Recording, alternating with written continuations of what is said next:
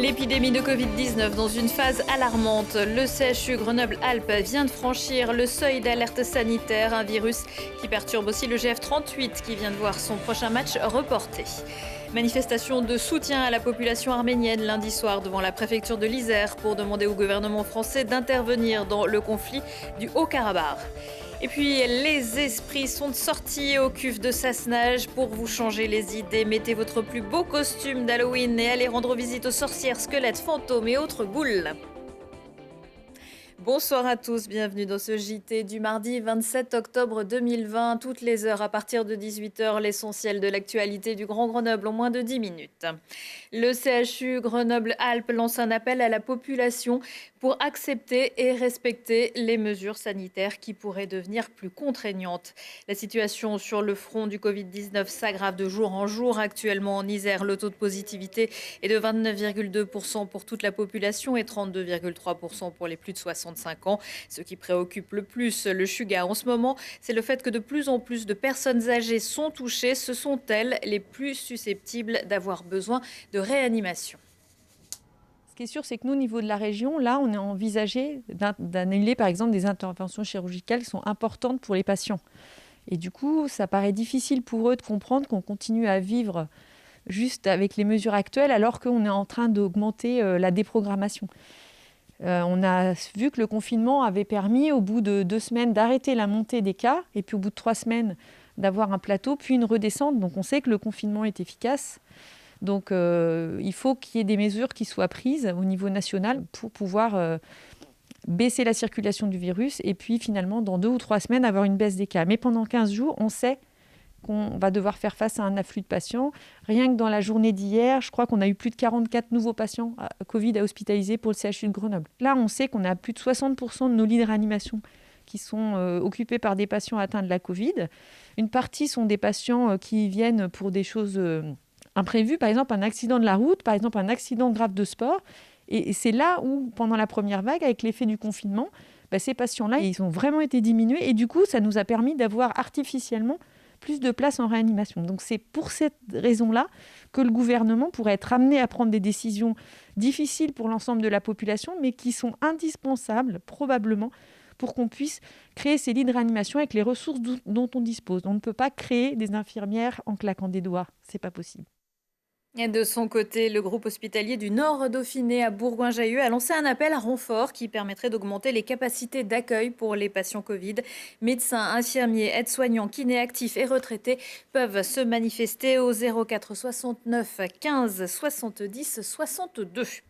Le GF38 n'ira pas jouer chez les Chamois niortais samedi. Le club de football isérois de Ligue 2 doit faire face à une autre bataille, celle contre le Covid-19. Mais heureusement, il n'y a pas de cas graves. Dans un communiqué, la Ligue a souligné l'absence certaine de plus de 10 joueurs sur une liste de 30. C'est le 2e report consécutif pour Grenoble après celle du match contre Nancy qui aurait dû avoir lieu samedi dernier au Stade des Alpes. Ce matin, il y avait quand même entraînement au stade de la Poterne. Lilian Veillé. Au GF38, c'est l'étonnement. Rien ne laissait penser que le virus allait s'immiscer au sein du club. Ceux qui ont été positifs en même temps que moi, ça a été un peu la surprise parce qu'on ne s'y attendait pas du tout. Et pourtant, 2 vagues de Covid ont touché quasiment tout l'effectif et le staff grenoblois. Un protocole sanitaire a donc été mis en place. Lorsqu'un joueur est testé positif, il est tout de suite isolé pendant une période de 7 jours. Quand un joueur est symptomatique, au bout de 7 jours, il va voir le doc.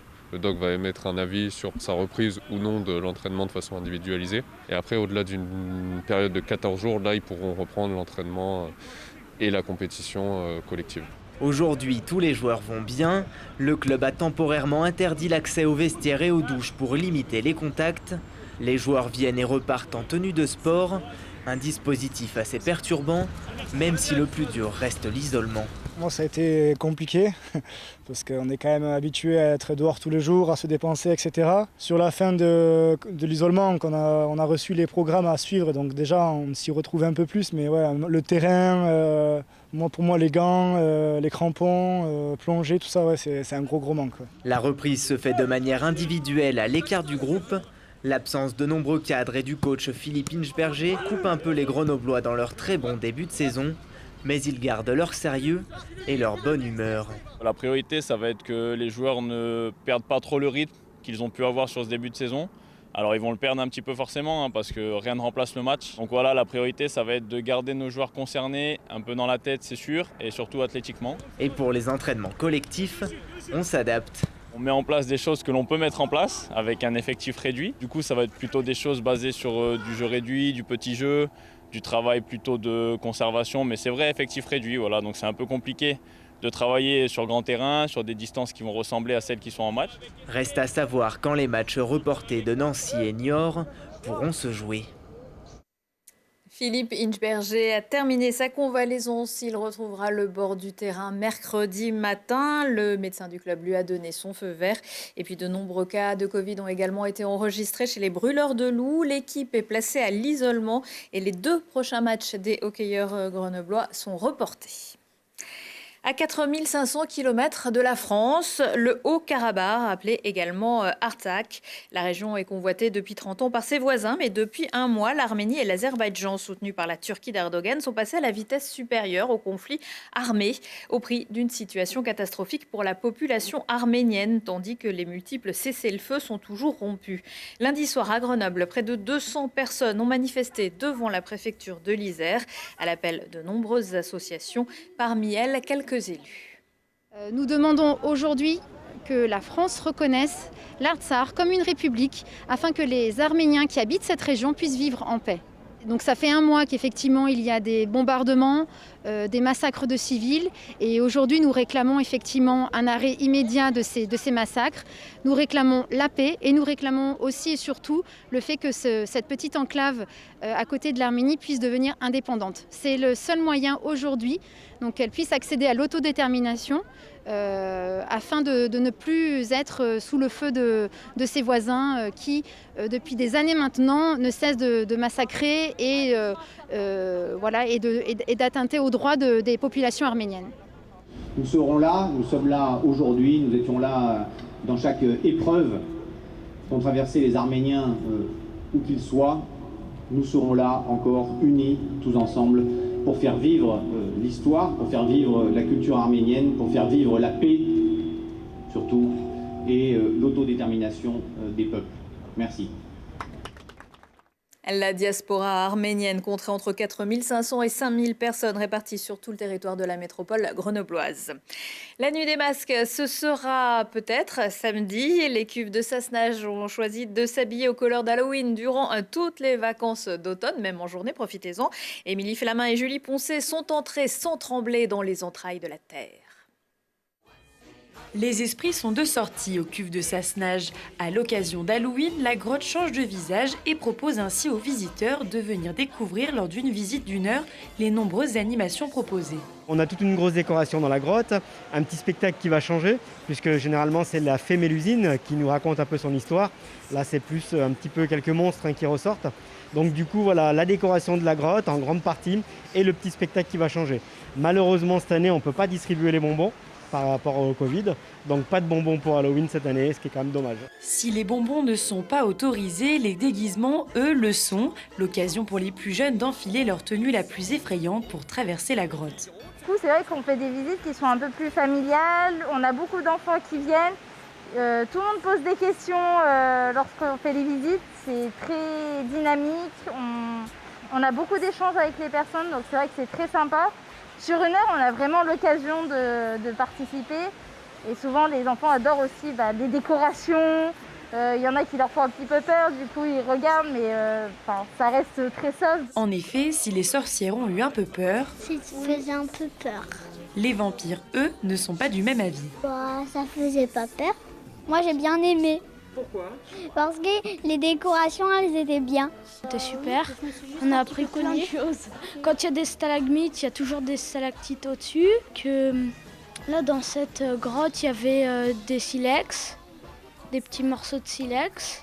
Les enfants ont ainsi terminé la visite avec des souvenirs plein la tête, sous le regard attentif de quelques curieux. Dernière visite dimanche 1er novembre à 16h30. J-7 avant le coup d'envoi des rencontres ciné-montagne de Grenoble cette année pour respecter les restrictions sanitaires. C'est Télé-Grenoble qui s'y transforme en camp de base de l'événement du 3 au 7 novembre. Chaque soir à 20h30, vous pourrez découvrir l'ensemble de la programmation, soit une vingtaine de films de montagne. L'ensemble des recettes de billetterie qui auraient dû être réalisées seront affectées au programme Jeunes en montagne. Celui-ci permet de faire découvrir toutes les richesses et valeurs qu'offre ce milieu aux jeunes Grenoblois qui ne connaissent pas la montagne. C'est bon, c'est parti. Let's go, Adam.